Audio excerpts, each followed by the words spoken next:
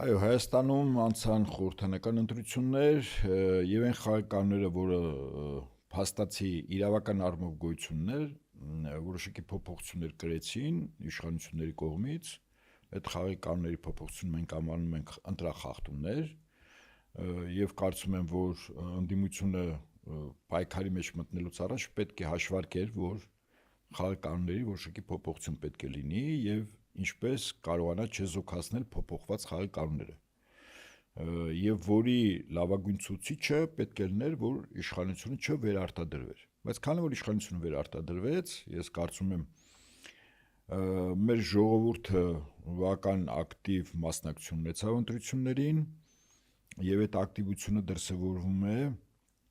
1.5 միլիոն քաղաքացիների մասնակցությամբ։ Եթե գնահատենք, որ Հայաստանի Հանրապետությունում 2.5 միլիոն ընտրող կա եւ սկզբունքորեն մեծահասակների մի մասը Հայաստանի Հանրապետությունից դուրս են, ասենք ընտրության իրավունք ունեցողների մոտ 1.5 միլիոն դուրսն են, ապա 1.5 միլիոնը 2 միլիոնի մեջ մոտ 75% է, այսինքն 300 մասնակցությունը, դա շատ բարձր տոկոս է։ Եվ այստեղից գնահատենք, որ ժողովուրդը իր քայլը արեց, իր կեցվածքը դրսևորեց, այլ հարց է, թե ինչու ընդդիմության առաջնորդները բավարար չափով չունեցան եւ չկիրառեցին, բնականաբար չունենալով պահեստային տարբերակները, որով իշխանությունը պետք է փոփոխված խաղի կանոններով վերարտադրվեր։ Այսինքն սա մտածելու, խորհելու, գնահատելու եւ մոտ ապագայում եւս ընտրություններ կան, ասենք տեղական ինքնակառավարման մարմիններում, փորձ է արվելու Գյումրիում նոր ընտրություններ կազմակերպել իշխանությունների կողմից, սրան պետք է պատրաստվել։ Սկզբունքորեն ես չեմ բացառում, որ Հայաստանում տնտեսական որոշակի ճգնաժամը, որի նախադրյալները արդեն արկա են, բերի ներքաղաքական լարումների, չբացառելով ներքաղաքական ճգնաժամի, որը նորից եմ ասում, ես չեմ բացառում, որ կարող է բերի արտահերթ նոր ընտրությունների։ Այսինքն դրան եւս պետք է պատրաստվել։ Եվ ես կարծում եմ, որ պատահական չէ, որ այս ազգային ժողովը դեռևս իր լիազորությունները վար չդրած ընդունում է իրավական ակտ, ըստ որի սահմանափակում է դրվում Հայաստանի Հանրապետության տարածքից բացակայող որոշակի ժամանակահատվածում Հայաստանի Հանրապետության քաղաքացիների ընտրելու իրավունքի վրա։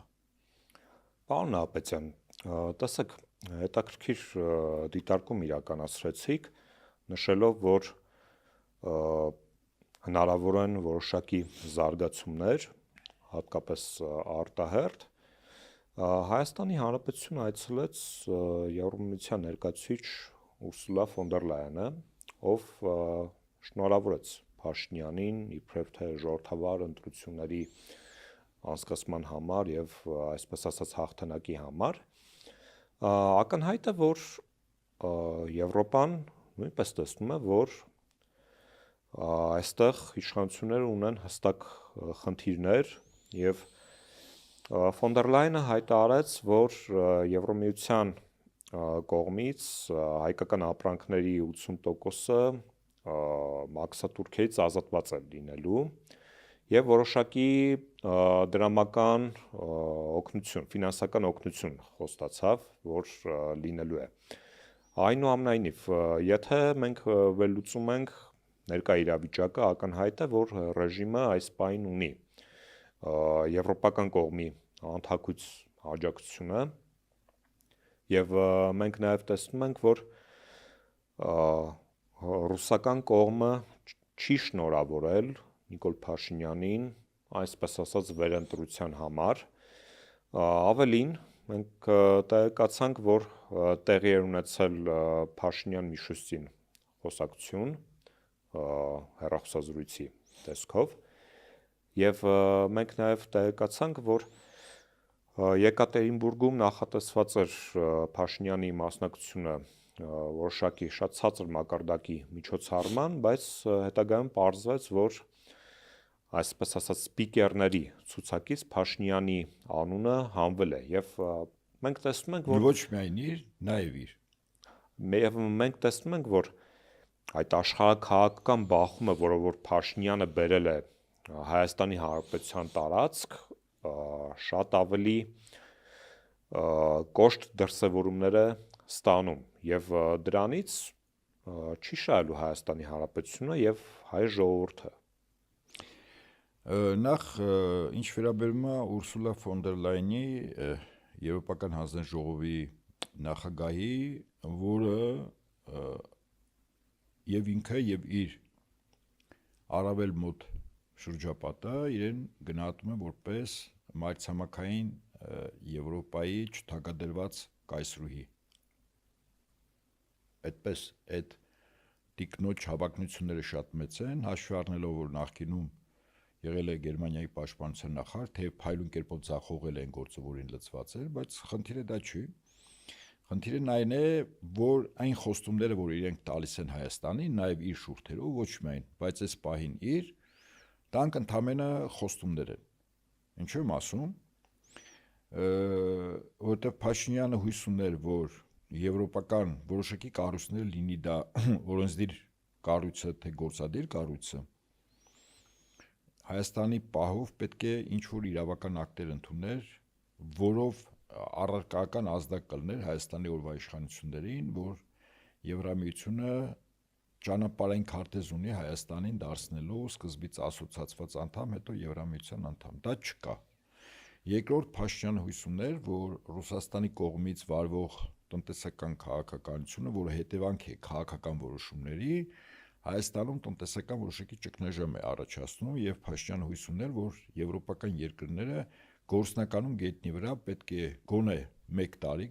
տարի օգնեին Հայաստանի այն քաղաքացիներին, որոնք հիմնականում զբաղված են գյուղմթերքի արտադրությամբ,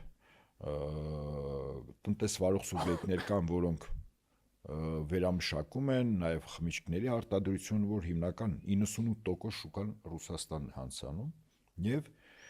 գործնականում 18 միլիոն եվրո, հետո ինչ որ 54 միլիոն, դրանք թվեր չեն այն միլիարդների մեջ, որ Հայաստանը տարեկան արտահանում է հիմնականում ռուսական շուկա։ Այսինքն սա դարդին դարման չի։ Այդ խոստումները ընդհանրապես լոկ խոստումներ են, որտեղ մեզ լսողներին հիշեցնենք, որ երբ Ուկրաինան մինչև այս վերջին տարիները, ասենք 12 տարի առաջ, 2014 թվականից, երբ որ գործնականում գործընթաց էր սկսել, որպեսզի դառնա Եվրամիության անդամ եւ ՆԱՏՕ-ի անդամ երկիր, առ այսօր Ուկրաինան ոչ ՆԱՏՕ-ի անդամ երկիր է, ոչ էլ Եվրամիության, անգամ ասոցիացված անդամ չի։ Սա արձանագրենք, այո, այն Ուկրաինան, որի քաղաքացիների արյան գնով հավաքական արևմուտքը Ռուսաստանի դեմ փորձում է խնդիրներ լուծել։ Անկամ այդ գնով թափված միլիոնավոր մարդկանց զոհերի, վիրավորների, հաշմանդամների, անհետ կորածների, գերեվարվածների գնով անգամ Ուկրաինան չի դառնում Եվրամիության անդամ։ Ուր մնաց Հայաստանը։ Ինչպես ասում են, մենք այդ տիկնոջ եւ Եվրամիության այլ բարձրաստիճան պաշտոնատար անձանց հայտարարությունները, որոնք այս կամ այն չափով վերաբերում են Հայաստանի տրված խոստումների, հաշվենք գրեք սառույցին։ Այդպես